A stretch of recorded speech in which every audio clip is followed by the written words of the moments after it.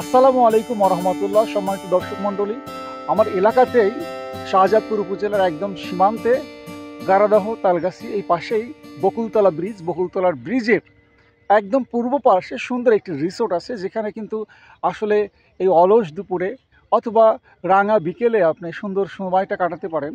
চরণপুর এই এলাকাটাকে বলে, কিন্তু এটা বকুলতলা ব্রিজের এই পাশে আমরা জানি।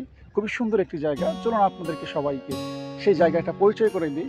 অনেকের হয়তো পরিচিত জায়গা, কিন্তু এই সময় এই গোধূলি লগ্নে এই লুককে দেখতে জায়গাটা অনেক সুন্দর।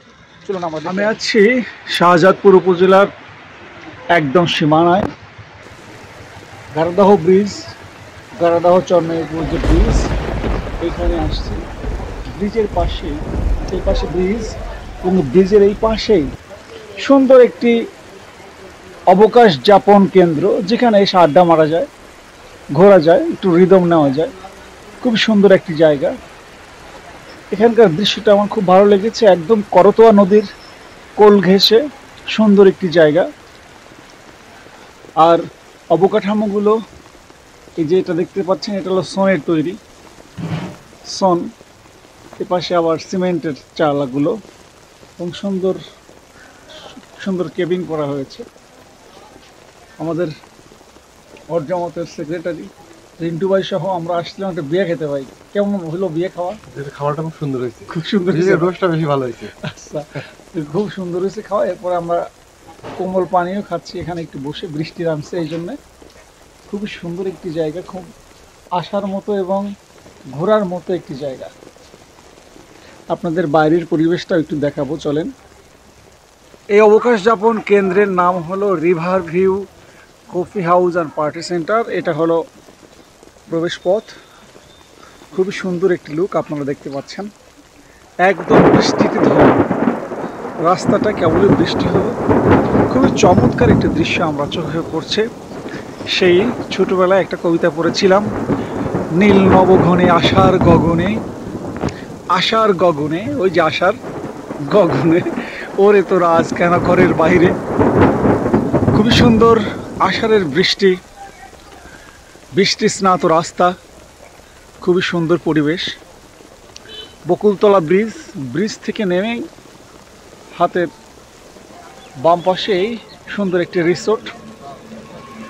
আমরা আরও সামনে একটু দেখাচ্ছি ব্রিজ থেকে কেমন দেখা যায়, চলেন। এটা হলো করতোয়া নদী, প্রিয় দর্শক মণ্ডলী, এবং এটি হলো বকুলতলা ব্রিজ। আর এই পাশেই হলো ঐতিহ্যবাহী তালগাছির হাট। করতোয়া নদীর পাশে সুন্দর একটি জায়গা, সুন্দর একটি পয়েন্ট আমরা দেখতে পাচ্ছি। এটা হলো সেই রিসোর্ট। বর্ষার দিনে কিন্তু আরও সুন্দর দেখা যায়। এখান থেকে কিন্তু অলরেডি কিছুদিন পরে পানি চলে আসবে, তখন কিন্তু খুবই দুর্দান্ত লাগে।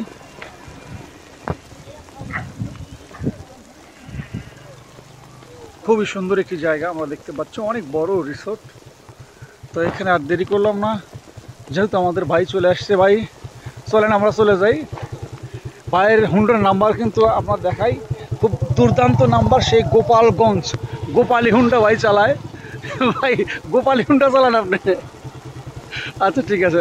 ভাই বকুলতলা ব্রিজ আমরা দেখতে পাচ্ছি, খুবই সুন্দর নয়নাভিরাম দৃশ্য, প্রিয় দর্শক মণ্ডলী। এবং এই যে এগুলো কিন্তু কয়েকদিন পরেই সুন্দর বর্ষার পানিতে ভরে যাবে।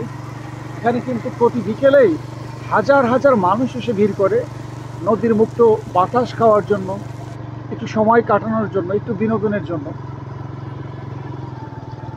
অত্যন্ত সুন্দর একটি দৃশ্য। যদিও এখানে একসময় গারাদহের টোকাইদের খুব দূরত্ব ছিল, গারাদহের টোকাইরা খুবই ডিস্টার্ব করতো, কিন্তু যেহেতু এখন স্বৈরাচার সরকার পতন হয়ে গেছে, এখন এই গারাদহের যে টোকাইরা ছিল তাদের দূরত্ব একটু কমে গেছে, দূরত্ব একটু কমে গেছে।